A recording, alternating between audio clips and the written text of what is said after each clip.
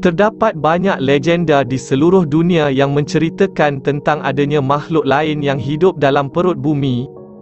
Malah, ia turut disertakan dengan teori sains dan dalil.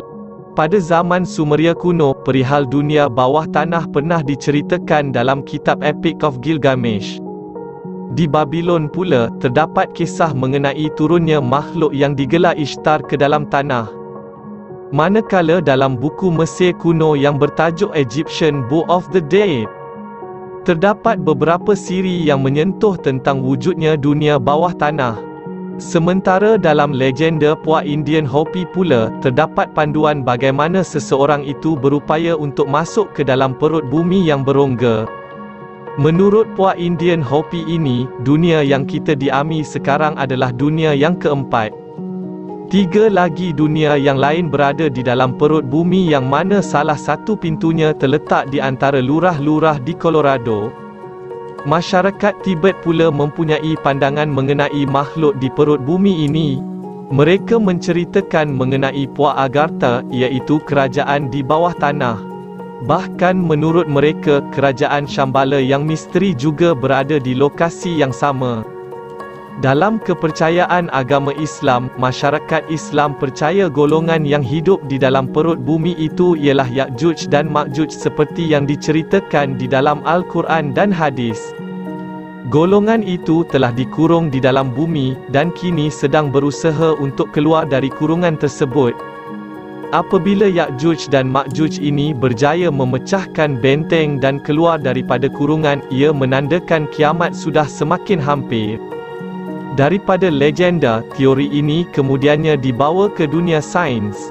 Seorang pakar kaji bintang, Edmund Halley, yang menemui komet Halley, telah mencetuskan idea mengenai teori rongga bumi pada tahun 1692. Menurutnya, di bawah kerak bumi yang setebal 500 kaki, terdapat ruang berongga yang mempunyai atmosfera dan mampu mendukung kehidupan. Halley mengemukakan pandangan tersebut apabila menemui variasi-variasi medan magnet bumi.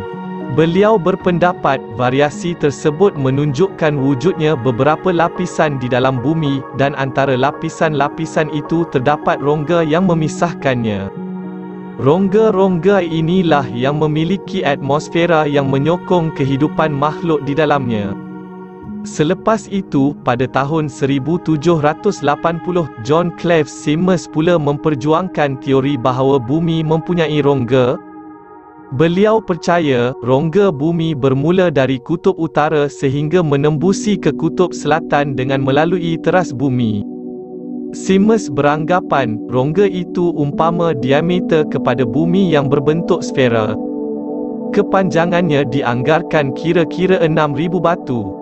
Semmes kemudian melobi Kongres Amerika untuk mengadakan ekspedisi perdana ke Antartika bagi mencari pintu rongga tersebut.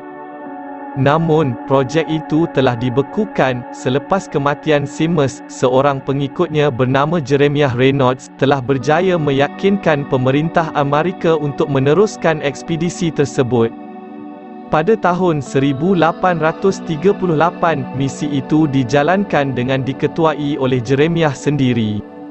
Namun, ekspedisi itu tidak berjaya menemui sebarang lubang besar di sana.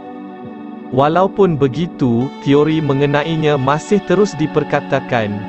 Tapi, semuanya berubah pada pertengahan abad ke-20 apabila Richard E. Byrd telah melakukan penerbangan melintasi kutub utara dan kutub selatan. Ketika melakukan penerbangan itu, beliau tidak menemui adanya lubang raksasa seperti yang dipercayai oleh sesetengah pihak. Suatu ketika dahulu juga pernah heboh diperkatakan tentang penemuan bangsa Mole oleh salah seorang pekerja NASA. Kononnya bangsa ini dikatakan hidup pada kedalaman 3,000 kilometer. Dikatakan juga pengkaji dapat melihat satu bandar yang dianggarkan mempunyai 2,000 penduduk wujud di dalam perut bumi. Sama ada ia benar atau tidak, tiada kesahihannya sehingga kini. Jika dilihat dari sudut ilmu geologi moden, bumi yang kita duduki tidak mempunyai rongga. Walaupun manusia tidak dapat melihat apa yang ada di dalam perut bumi dengan mata kasar, tetapi ia boleh diukur dengan menggunakan kaedah pengukuran getaran. Kaedah ini boleh menggambarkan struktur bumi yang sebenarnya. Sekiranya benar bumi ini berongga, ia akan memberikan hasil yang berbeza dalam pengamatan seismik. Berdasarkan geologi, bumi mempunyai 3 lapisan iaitu kerak, lapisan mantle dan teras. Lapisan mantle adalah lapisan paling tebal yang terdiri daripada batuan lebur atau disebut sebagai magma. Setakat ini lubang paling dalam yang pernah digali oleh manusia dengan kedalaman 12.3 km di Murmansk, Russia.